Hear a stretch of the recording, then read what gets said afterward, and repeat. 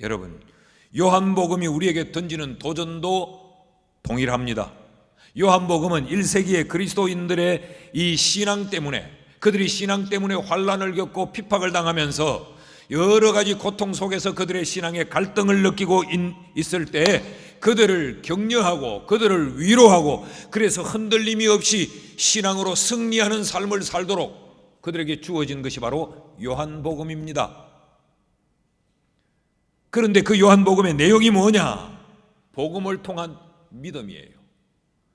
일상적으로 이런 경우에는 우리가 어떤 말로 위로하고 어떤 말로 격려하고 그들에게 잘한다 잘한다 칭찬하고 격려하는 것이 보통인데, 그들을 격려하고 그들을 신앙에서 승리토록 하기 위해 쓰여진 그 내용이 복음에 대한 믿음을 강조하고 있다는 것이죠. 요한복음을 우리가 쭉 생각하는 동안 잊지 말아야 될 것은 요한복음 20장 31절 첫 번째 시간에 전했던 말씀입니다. 이 말씀 같이 한번 읽으시죠. 시작. 오직 이것을 기록함은 너희로 예수께서 하나님의 아들 그리스도이심을 믿게 하려 함이요 또 너희로 믿고 그 이름을 힘입어 생명을 얻게 하려 함이라. 요한복음의 그 많은 내용을 기록한 기록의 목적, 그 기록 이유가 뭐냐? 그것은 너희로 믿게 하려 함이라 그랬어요.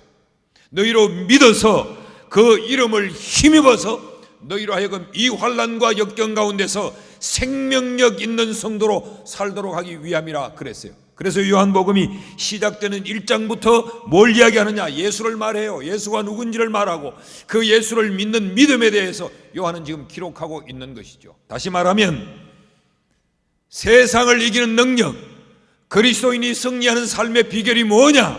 그건 바로 복음이라는 이야기입니다. 복음에 대한 믿음, 그것이 바로 해답이요 능력이라고 지금 성경이 말하고 있는 것입니다. 여러분, 성경이 말하는 복음이 뭐예요? 복음은 예수 그리스도입니다. 굿 뉴스가 뭐냐? 그게 바로 예수 그리스도라는 거죠. 믿음은 뭐냐? 예수 그리스도, 그를 믿는 것, 그것이 믿음이라 그랬습니다. 그러면서 요한은 이 참된 믿음의 신뢰를 우리에게 들어 설명해 주었죠. 저 지난주일 설교입니다. 어떤 것이 참된 믿음이냐? 그 믿음은 예수를 보는 것, 예수를 듣는 것, 예수를 전하는 것, 보고 듣고 정언하는 삶을 사는 것, 이것이 바로 참된 믿음이요 이것이 성경이 우리에게 가르치는 믿음이다라고 설명을 합니다. 그래서 요한복음에서 말하는 믿음은 명사형의 믿음이 아니죠. 이론적으로 논리적으로 규정하는 믿음, 이 피스티스가 아니고 이건 행동하는 믿음, 활동하는 믿음, 실제적인 믿음, 피스티오, 동사형 믿음을 사용하고 있다는 것이죠. 이런 동사형의 믿음이 그리스도인으로 하여금 세상을 이기게 하고 세상을 승리케 한다라고 지금 가르치고 있는 것입니다. 그러면서 오늘 본문에 또 하나의 우리는 질문을 만나게 됩니다. 예수님께서 지금까지는 성경을 통하여 간접적인 질문을 던졌지만 예수님이 제자들을 향하여 입을 열어 직접적인 최초의 질문을 던지는 내용이 38절에 나와 있습니다. 예수께서 돌이켜 그 따르는 것을 보시고 주님을 따르는 제자들을 향하여 몸을 돌이켜서 물어 이르시되 무엇을 구하느냐? 이르되 랍비여 어디 계시오니까 하니 랍비는 번역하면 선생이라. 주님이 그들에게 무엇을 구하느냐? 이 질문을 던진, 이 질문을 받은 그들이 누구냐? 그들이 바로 제자들이에요. 주님을 따라 나선 자들이에요. 그들을 향해서 주님은 몸을 돌이키사, 여기 돌이키다라고 하는 말은 스트레포라고 하는 말인데 굉장히 강력한 액션을 표현하는 단어예요. 그러니까 주님이 그냥 몸을 그들을 향해서 이렇게 돌이켰다라는 이야기가 아니고 어떤 목적을 가지고 아주 강하게 그들을 향하여 몸을 돌이키면서 무엇을 구하느냐? 강하게 그들을 향하여 질문을 던졌다라는 이야기입니다. 왜 주님은 이런 질문을 주님을 따라 나선 그 제자들에게 질문하셨을까? 당시 이 제자들이 예수님을 따라 났을 때 그들의 관심, 그들이 예수님을 따르면서 그들이 지향하는 것이 하나 있었어요. 그들의 관심이 뭐였느냐? 그들은 입신양명이 그들의 관심이었습니다. 이들은 야심가들이었습니다. 좀 특이한 이 광야의 세례의 선지자 요한이라는 사람이 그들에게 예수를 증거했어요. 그런데 이 예수를 향하여 사람들이 몰려들기 시작합니다. 도대체 저 예수가 누구냐? 그래서 관심을 가지고 사람들이 모여들 때 이 제자들은 예수를 따르면 우리가 예수로 인하여서 그들이 세상에서 분명히 남다른 인생을 살게 될 것이라는 기대를 가졌던 것이죠. 그래서 이들이 주님을 향하여 이렇게 질문합니다. 사도행전 1장 6절 말씀에 그들이 모였을 때에 예수께 여쭈어 이르되 주께서 이스라엘 나라를 회복하심이 이때니까. 지금 이스라엘은 로마의 압제하에 지배를 받고 있습니다. 식민국가입니다. 그런데 예수께서 그들에게 특별한 존재로 특이한 인물로 주목받고 있어요. 그러니까 이들이 예수가 이 나라를 혁명을 일으키고 로마의 압제에서 저희들을 자유케 해줄 것이라 이렇게 믿었던 것이죠. 정치적인 지도자로 믿었던 것입니다. 혁명군 대장으로 믿었던 겁니다. 그렇게 주님을 따르다가 주님이 세상을 떠나셨어요. 십자가를 지시고 돌아가셨어요. 그런데 이들이 실망했습니다. 그런데 주님이 부활하셨습니다. 다시 그들에게 나타나셨어요. 그러니까 야, 진짜 우리가 예수를 잘 선택했네. 이제야말로 예수는 이 나라를 뒤집어 엎겠구나. 그래서 그들의 관심은 정치적이고 세상적인데 집중해 있었어요. 이것을 좀 더 노골적으로 마태복음, 마가복음 10장 37절은 이렇게 기록을 해두고 있습니다. 여짜오되 주의 영광 중에서 우리를 하나는 주의 우편에 하나는 좌편에 앉게 하여 주옵소서. 우리가 보니 당신은 아주 특별하고 대단한 존재임에 틀림이 없습니다. 병든 자를 고치고 온갖 능력을 행하는 것을 볼 때 당신은 분명히 대단한 존재입니다. 원함이 있습니다. 당신이 이 나라의 대장이 될 때 우리를 하나는 우편에 하나는 좌편에 우리를 앉혀주십시오. 이게 제자들의 관심이었어요. 자신들의 이러한 이 관심이 자신들의 청탁으로만 통과되지 않을 것 같아서 이 어머니까지 동원하며 치맛바람을 일으킵니다. 마태복음 20장 20절에서 21절을 똑같은 상황을 기록하면서 그때에 세베대의 아들 어머니가 그 아들들을 데리고 예수께 와서 절하며 무엇을 구하니 예수께서 이르시되 무엇을 원하느냐 이르시되 나의 이 두 아들을 주의 나라에서 하나는 주의 우편에 하나는 주의 좌편에 앉게 하소서. 여기서 말하는 주의 나라는 하늘 천국을 말하는 것이 아니에요. 이 땅에서 당신이 이스라엘을 회복하여 당신이 임금이 될 때 그 나라에 하나는 우의정 하나는 좌의정, 요즘 말로 할까요? 하나는 법무부 장관 하나는 행정안전부 장관 시켜서 실세가 되게 해 주십시오. 우리도 한번 권력을 휘두르고 우리 마음대로 이 나라를 한번 주무를 수 있도록 우리 아들들을 그렇게 세워주십시오. 이게 당시 예수를 따르던 제자들의 관심이었습니다. 동기였고 목적이었습니다. 주님이 모르실 리가 없죠. 그런 그들을 향해서 주님이 질문하십니다. 아주 특별한 목적과 강한 어조로 그들을 향해 몸을 돌이키시고 무엇을 구하니? 이런 이야기입니다. 너희 왜 나를 따라오니? 너희들의 관심이 뭐야? 너희들의 목적은 뭐니? 나를 믿는 이유가 뭐야? 라는 의미의 질문입니다. 주님은 이 질문으로 그들이 예수를 따르는 동기, 목적, 그리고 예수를 따라오는 그들의 이 방향을 바로잡기 위해 질문을 던지는 것이죠. 그때 제자들의 대답이 어떻습니까? 38절을 다시 띄워주시면 예수께서 돌이켜 그 따르는 것을 보시고 물어 이르시되 무엇을 구하느냐 하시니 제자들이 이르되 랍비여 어디 계시오니까. 랍비는 번역하면 선생이더라. 그러니까 지금 이들은 관심은 어디에 있느냐 하면 주님 어디 계세요? 이런 이야기입니다. 이 말은 단순히 주님이 있는 곳을 알고자 하는 질문이 아니고 이분은 어떤 곳에 계실까라는 것입니다. 강남에 계세요? 강북에 계세요? 이런 의미입니다. 수성구에 계십니까? 동구에 계십니까? 어떤 브랜드네임을 가진 아파트에 살고 계십니까? 그런 의미예요. 그때 예수님께서 대답하시기를 39절에 예수께서 이르시되 Come and see, 와 보라. 그러므로 그들이 가서 계신 데를 보고 그날 함께 거하니 때가 10시쯤 되었더라. 주님이 그들의 질문의 의미를 잘 아셨어요. 그러니까 와서 봐, 데리고 갔습니다. 그것이 어떤 것입니까?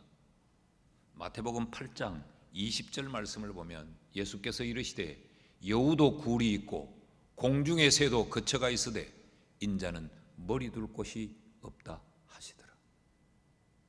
제자들의 기대를 산산이 부숴버리는 대답입니다. 예수를 따라 나섰던 이들의 관심과 기대와는 전혀 딴판이었습니다.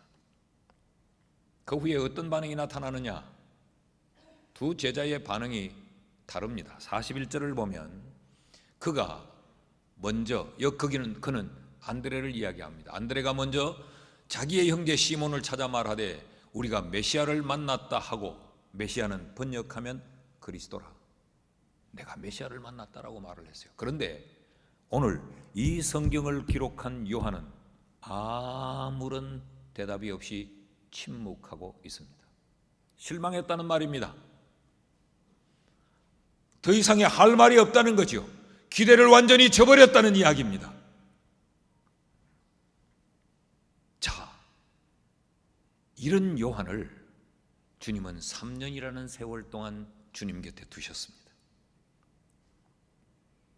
그리고 특별히 베드로와 야고보와 요한, 이 세 사람을 주님 가까이에 두시고 변화산에도 데리고 가시고, 급기야는 주님이 십자가에 달려 숨 넘어가실 때 이 요한에게 예수님의 어머니 마리아를 부탁합니다. 내 어머니를 네게 부탁한다. 무슨 이야기예요? 그 3년이라는 세월 동안 이 요한의 믿음이 다져졌다는 이야기죠. 주님이 원하시는 대로 다듬어졌다는 이야기죠. 바로 그 요한이 오늘 이 요한복음을 쓰고 있습니다. 그 요한이 요한복음을 쓰면서 요한복음의 첫 장부터 그가 지금 믿음이 필요하다, 믿음을 말하고 있는 거죠. 얼마나 그 삶의 깊은 곳에서 부어올리는 간절한 호소인지 몰라요. 나는 어리석었다, 나는 미련했다, 나는 첫 출발이 잘못되었다, 동기가 잘못되었다, 그래서 나는 흔들렸다. 그런데 알고 보니 바른 믿음이 필요하더라. 지금 고통받고 갈등하는 그리스도인된 너희들도에게 내가 말하건대 믿음이 답이다. 믿음이 답이다. 그래서 지금 그는 믿음을 말하면서 명사형의 믿음 말고 동사형의 믿음이 필요하다고 그들에게 호소하고 있는 거죠. 이런 이야기입니다. 너희 헛된 것을 구하지 마라. 너희의 관심이 헛된 것이어서는 안 된다. 너희가 마땅히 구할 것을 구해야 되고, 너희의 믿음이 바른 믿음이어야 세상을 이기며 세상에 흔들리지 않는다라고 지금 말하고 있는 거예요. 여러분, 이 질문을, 이 동일한 질문을 오늘 이 시대를 살고 있는 여러분들을 향해 주님이 던지고 계십니다. 너희는 무엇을 구하니? 하는 겁니다. 오늘 3부 예배에 나와 예배를 드리고 있는 우리를 향해서 주님이 너희는 뭘 구해? 너희 관심은 뭐니? 주님은 우리를 향해 아주 강한 어조로 주님이 지금 질문하시는 거예요. 무엇 때문에 나 따라다니니? 내게 온 동기가 뭐니? 나를 예배하는 목적이 뭐니? 찬양대에 온 여러분아, 너희가 이 찬양대에 앉아서 나를 찬양하는 그 동기, 그 이유, 그 목적, 그 방향이 무엇 때문이니? 라고 주님이 지금 묻는 거예요. 우리의 대답이 다양할 수 있겠죠. 몰라요, 나도 왜 따르는지. 습관적으로 내가 임명받았으니 그냥 나와 앉아 있는 거요. 그럴 수 있을 거예요. 좀 잘 살아보려고요. 내 힘으로 살아보니 이것도 안 되고 저것도 안 돼서 예수 믿으면 팔자 고친다고 해서 왔거든요. 병 들어서 예수 믿으면 병 나을까 봐 왔거든요. 세상에서는 나라는 존재가 아무런 가치가 없는데 교회에 와서 어느 직분 하나 꿰차고 앉으면 내가 존재감이 있다고 말하길래 그래서 나와 직분 한 자리 차지하고 앉아 있거든요. 대답이 다양할 수 있습니다.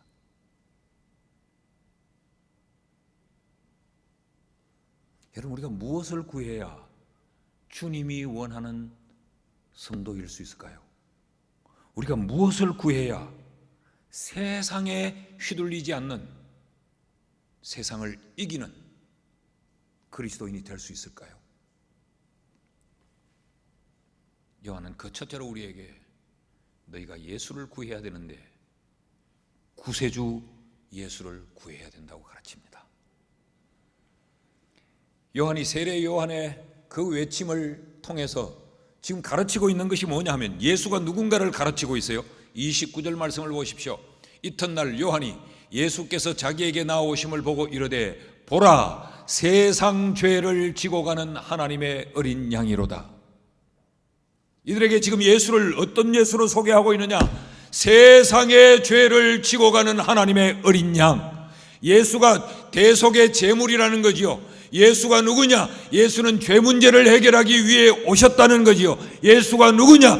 예수는 너희가 생각하는 것처럼 혁명의 왕이 아니고 세상의 군주로 온 것이 아니고 예수는 세상의 죄 문제를 해결하고 너희를 구원하기 위해 온 구세주다라고 지금 말하고 있는 것입니다. 세상 죄를 지고 가는 하나님의 어린 양 예수께서 지금 제자들에게 질문을 하는 거예요. 나는 세상 죄를 지고 가는 하나님의 어린 양인데 너희는 내게 무엇을 구하느냐라는 질문입니다. 나는 너희의 죄 문제를 해결하기 위해 왔는데, 나는 십자가의 대속의 제물이 되기 위해 왔는데, 너희들의 죄를 용서하고 영원한 생명을 주기 위해 왔는데, 너희를 하늘나라 백성 만들기 위해 왔는데 너희는 내게 뭘 구하느냐라는, 구할 것을 구하느냐 아니면 엉뚱한 것을 구하느냐, 나를 향한 너희의 관심은 뭐냐? 라고 지금 주님이 묻고 있는 것입니다. 제자들의 대답이 무엇입니까? 다시 한번 보실까요? 38절 말씀을 다시 한번 띄워주시면 예수께서 돌이켜 그 따르는 것을 보시고 물어 이르시되 너희가 내게 무엇을 구하느냐? 제자들이 이르되 랍비여 어디 계시오니까. 이들은 지금 예수를 라바이라고 부르고 있습니다. 랍비라는 말은 선생이라는 의미예요. 예수는 세상 죄를 지고 가는 하나님의 어린 양으로 오셨는데 이들은 예수를 그들의 인생의 선생으로 보고 믿고 따르고 있는 거죠. 인생 살아가는데 어떤 가르침을 얻는 선생으로, 우리보다 앞서 인생의 성각자 정도로만 생각하는 것이지 예수를 구세주로 생각하고 있지 않습니다. 여러분, 예수는 선생이 아닌 어린 양이요, 하나님의 속죄의 제물이요, 예수는 구세주로 오셨습니다. 단순히 인생의 어떤 한 선생으로, 스승으로 모신다면 기왕이면 십자가에 안 죽은 선생이 낫지, 십자가에 죽은 선생이 뭘 낳을 리가 뭐가 있어요? 혹시 우리 가운데도 예수를 그저 예수 믿으면 마음이 좀 편안해진다, 그 예수님 말씀한 것 들어보면 그 다 일리가 있고 괜찮고 멋있잖아, 꺼져가는 심지를 끄지 아니하시고 뭐 이런 거 멋있잖아, 수고하고 짐진 자들아 대 내게로 오라, 이런 거 참 말이 산빵하잖아. 항상 기뻐하라, 범사에 감사하라, 이거 들으면 괜찮잖아 말이.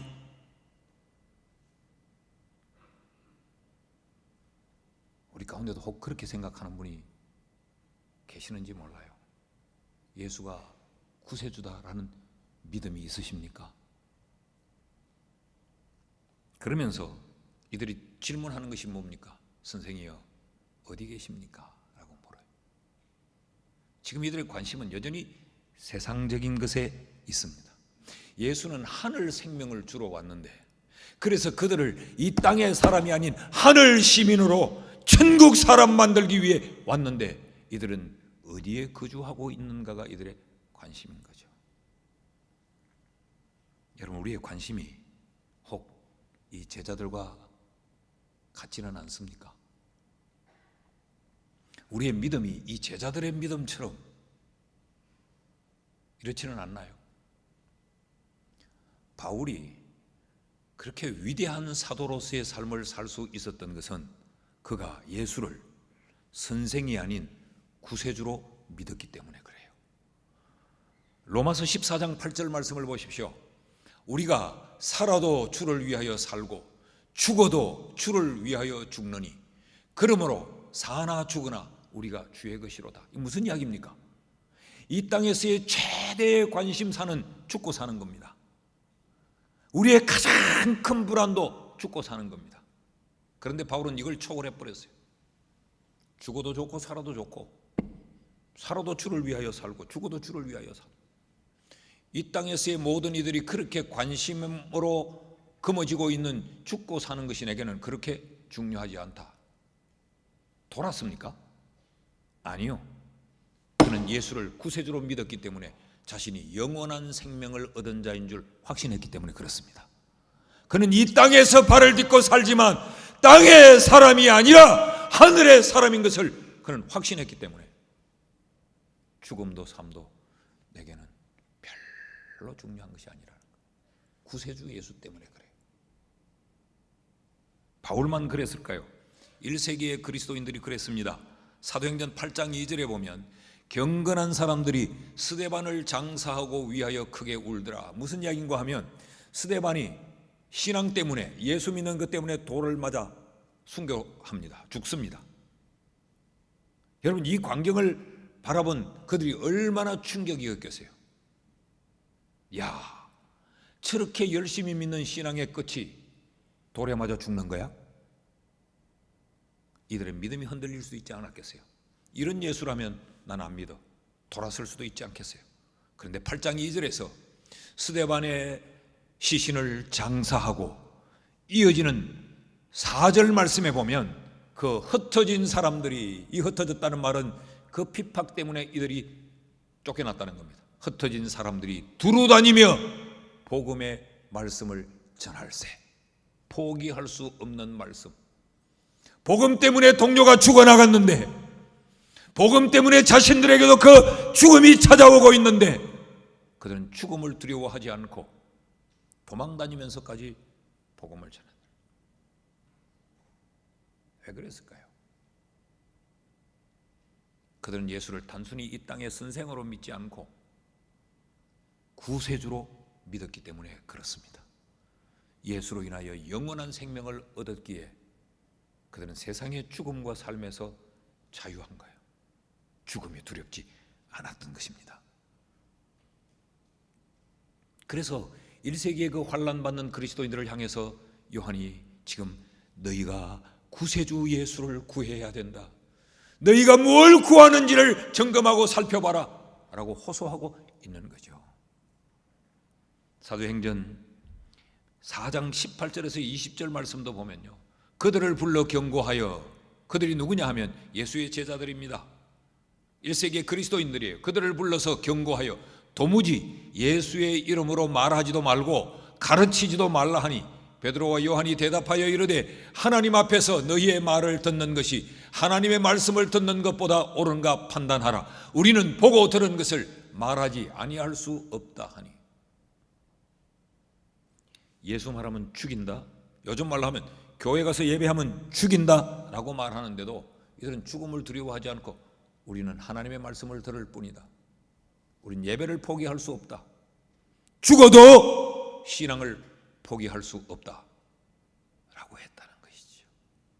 무엇이 이들을 이렇게 강하고 담대하게 했을까요? 구세주 예수를 믿는 믿음 때문이었어요. 만일에 이들이 선생으로 예수를 믿었다면, 땅에서 그저 부자 되게 하는 예수를 믿었다면 스데반이 죽어나갈 때 이들이 갈등을 일으키고 돌아섰을 거예요. 이 스데반 하나 지켜주지 못하는 이런 예수 믿을 이유 없어 돌아섰을 겁니다. 그들은 복음 전하다가 매맞을 때 미련 없이 예수를 포기했을 겁니다. 그럼에도 불구하고 이들이 믿음을 붙들고 세상을 비웃듯이 감옥을 가볍게 우습게 여기고 그들의 숨통을 조여오는 그 핍박을 비웃으면서 이들은 생명을 걸고 복음을 전했던 그 이유가 뭐냐? 구세주 예수를 향한 믿음 때문이었어요. 이게 믿음의 힘입니다. 여러분, 우리 모두가 이런 예수, 구세주 예수를 구하고 믿는 성도 될 수 있기를 주의 이름으로 축복합니다. 둘째로, 성경은 우리에게 무엇을 구하라고 가르치느냐? 성령 세례를 구하라고 가르칩니다. 요한이 강조하는 것이 또 하나 있어요. 예수는 누구냐? 예수는 세상 죄를 지고 가는 하나님의 어린 양이다 라고 말한 이 요한이 예수를 또 다르게 소개를 합니다. 33절 말씀입니다. 나도 그를 알지 못하였으나, 이 세례 요한이 하는 이야기예요. 나도 예수가 누군지를 몰랐는데 나를 보내어서 물로 세례를 베풀라 하신 그의 하나님이 나에게 말씀하시되 성령이 내려서 누구 위에든지 머무는 것을 보거든 그가 곧 성령으로 세례를 베푸시는 이 예수인 줄 알라 하시더라. 그 예수가 누구라고 소개합니까? 나는 물로 세례를 베풀지만 내 뒤에 오시는 이 예수, 그분은 성령으로 세례를 베푸는 이다라는 말이죠. 여러분, 그렇다면 그 예수를 따르는 자는 그 예수에게 뭘 구해야 됩니까? 성령으로 세례를 베풀어 달라, 이걸 구해야 되는 거죠. 나는 물로 세례를 베풀지만 너희가 만나고 너희가 따라야 될 그 예수는 물로 세례를 베푸는 이가 아니고 성령으로 세례를 베푸는 이야. 그렇다면 그 예수를 따르는 동기, 그 예수를 따르는 목적, 이게 분명해야 돼요. 예수로 인하여 성령으로 세례를 받는 것. 요한의 강조점이 뭐냐 하면, 나한테 물세례 받은 것이 그것이 전부이면 그건 안 된다는 거예요. 반드시 예수에게 성령으로 세례를 받아야 한다라는 이야기지요. 왜 성령의 세례를 받아야 되느냐? 고린도전서 12장 3절 말씀에 이렇게 가르칩니다. 그러므로 내가 너희에게 알리노니 하나님의 영으로 말하는 자는 누구든지 예수를 저주할 자라 하지 아니하고 또 성령으로 아니하고는 누구든지 예수를 주시라 할 수 없느니라. 성령의 세례를 받지 않으면 예수를 선생으로는 믿을 수 있을지 모르지만 예수를 주인으로 믿을 수는 없습니다. 예수를 따라다니는 구경꾼일 수는 있지만, 예수의 팬일 수는 있지만 예수의 제자일 수는 없어요. 여러분은 예수의 팬입니까? 제자입니까? 구경꾼입니까? 제자입니까? 성령의 세례를 받아야 예수를 내 인생의 주인으로 모실 수 있는 거예요. 예수가 내 인생의 주인이 되면 내 인생을 주인된 예수가 컨트롤합니다. 그러나 예수를 주로 믿고 따르지 않으면 우리는 따라다니면서도 늘 내 인생은 내가 주장을 하는 거예요. 그러니까 예수님이 우리의 인생을 아웃 오브 컨트롤, 조정할 수 없어요. 고장나버린 거예요.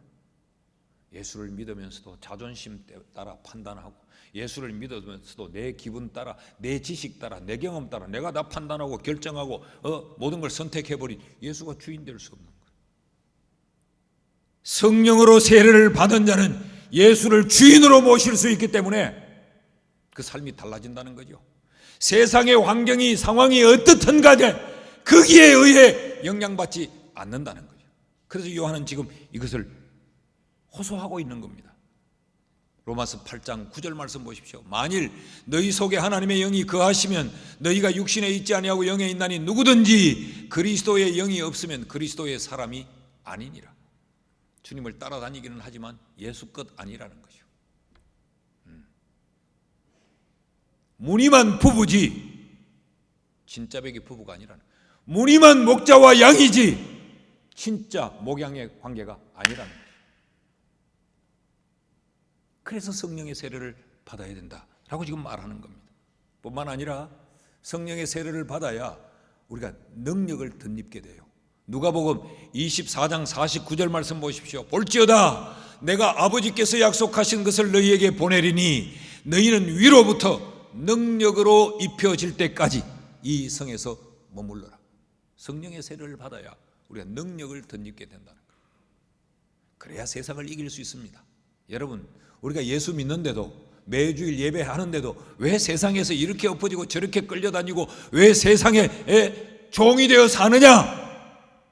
성령의 능력을 덧입지 못해서 그런 거예요. 제자들이 예수를 따라다니다가 예수님이 십자가에 달려 돌아가시자 절망해버립니다. 그래서 이들이 불안과 두려움에 사로잡혀서 문을 꽁꽁 걸어 잠궈 놓고 숨어 있어요. 주님이 부활하셔서 그곳을 찾아오셨습니다. 그리고 그들에게 하시는 말씀이 요한복음 20장 21절 22절 말씀인데, 예수께서 이르시되 너희에게 평강이 있을지어다.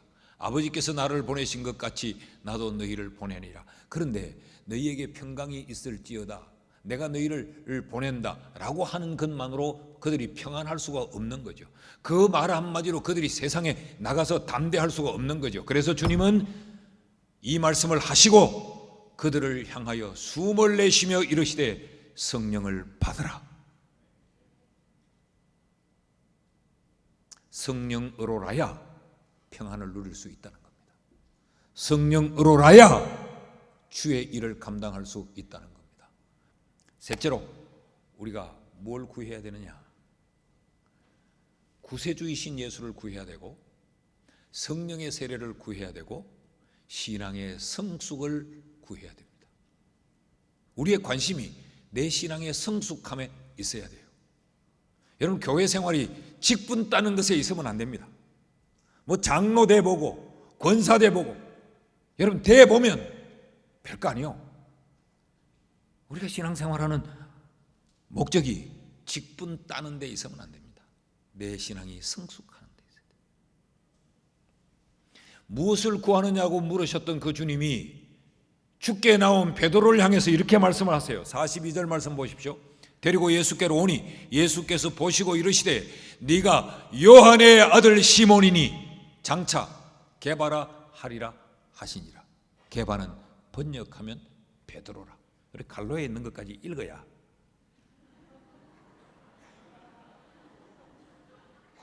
뜻이 전달이 돼요. 내가 지금 내게 올 때는 요한의 아들 시몬으로 왔다마는 장차 베드로가 될 것이다. 무슨 이야기입니까? 바뀌어야 된다는 이야기입니다. 변화되어야 된다는 이야기입니다. 자라야 된다는 겁니다. 예수쟁이로 성장해야 한다는 것이죠. 이게 주님의 원하심입니다. 이름이 바뀌듯 삶이 바뀌어야 되는 거예요. 육의 사람으로 왔다가 예수를 따르게 되면 영의 사람으로 바뀌어져야 되고, 구경꾼으로 왔다면 제자로 바뀌어져야 돼요. 여러분은 예수의 제자입니까? 예수의 팬입니까? 야망과 허영과 욕심을 가지고 예수께 왔다면 그 예수 만나고 난 이후 믿음을 재산으로 삼고 예수 그리스도를 비전으로 삼는 인생으로 그 인생이 성숙되고 바뀌어져야 됩니다. 디모데전서 4장 15절을 보면 바울이 디모데에게 이 모든 일에 전심전력하여서 너의 성숙함을 모든 사람에게 나타나게 하라. 신앙의 성숙을 위하여 전심전력하고 사람들에게 네가 신앙이 성숙한 것을 나타내 보여라. 신앙의 연륜 자랑하지 말고, 직분 자랑하지 말고 신앙이 얼마나 성숙했는가를 자랑해라. 여러분, 신앙은 반드시 자라야 됩니다. 성숙해야 됩니다. 근데 우리는 이렇게 내 신앙의 성숙함을 나타내기보다는 우리는 숨기고 살지 않습니까? 교인들 중에 보면 이순신 성도들이 너무 많아요. 이게 무슨 이야기인가 하면, 이순신 장군이 적의 화살을 맞고 돌아가실 때 이랬다잖아요. 나의 죽음을 알리지 마라 그랬다잖아. 오늘 교인들 가운데 나의 믿음을 알리지 마라. 그래서 자기가 예수 믿는 걸 숨기고 사는 이순신 집사들이 많아요. 찬양대도 여기 많이 앉아있어. 아무에게도 내가 교인이라는 것을. 아니요, 여러분. 세상을 향해서 커밍아웃 해야 됩니다. 나는 그리스도인입니다. 그리고 그들 앞에 예수 믿는 사람답게 살아야 돼요. 이게 우리가 구해야 될 것입니다. 오늘 우리의 관심이 어디에 있습니까? 내 신앙의 성숙함에 있습니까? 야, 내가 작년보다 금년에 내가 봐도 내가 조금 영적인 사람인 된 것 같아. 내가 한 5년 전보다 지금 비교해 보니까 그래서 내가 조금 변한 것 같아. 그래도 내가 작년하고 금년하고 비교해 보니까 금년에는 예배 볼 때 내가 3번밖에 안 졸았어. 작년에는 10번 졸았는데 내 조금 변한 것 같지 않나? 가족들이 여보, 당신 조금 예수 믿는 사람 같아 보여 요즘. 이래야 되는 겁니다. 껍데기는 매끈한데 전혀 예수 믿는 냄새가 나지 않으면 잘못 믿고 있는 것입니다. 말씀을 맺습니다. 여러분, 우리의 관심이 신앙의 성숙함에 있기를 주의 이름으로 축복합니다.